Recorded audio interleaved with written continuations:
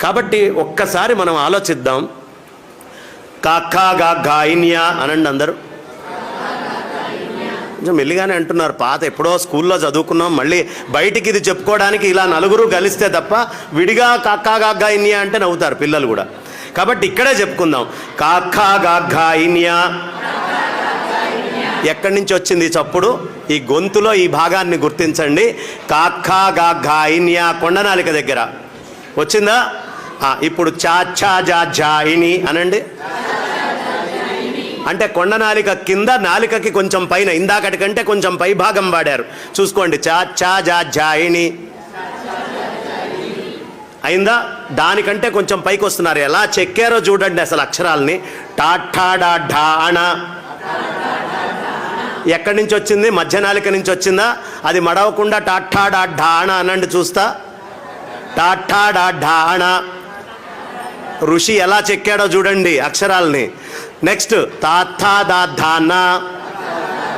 నాలిక కొస వాడకుండా అనండి. ఎవరు అన్నారే నాలిక కొస వాడకుండా అనండి అంటే. తాథా దా ధానా అనగలరా? లేదు కదా.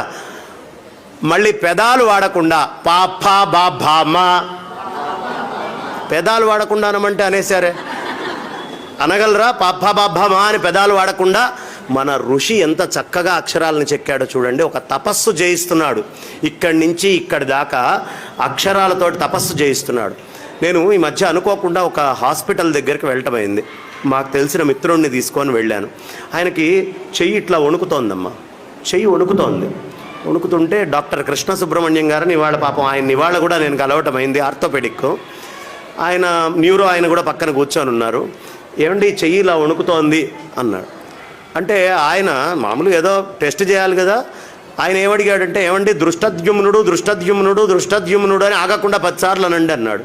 ఈయన డాక్టరా వేదాంతే, మేం చెప్పాల్సిన ప్రవచనం ఏం చెప్తున్నాడు ఏంటి అని అనుమానం వచ్చింది. సరే ఈయన అంటున్నాడు, మాట రావట్లేదు.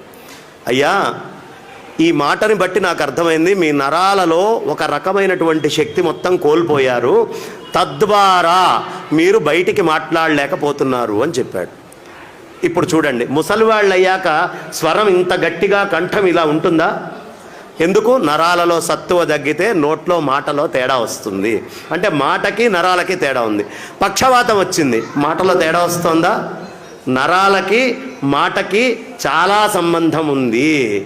నరాలకి మాటకి చాలా సంబంధం, చాలా దగ్గర సంబంధం ఉంది. ఇది మన ఋషులకి తెలుసు. అందుకనే చిన్న వయస్సు నుంచి మనతోటి రకరకాలైనటువంటి పద్యాలు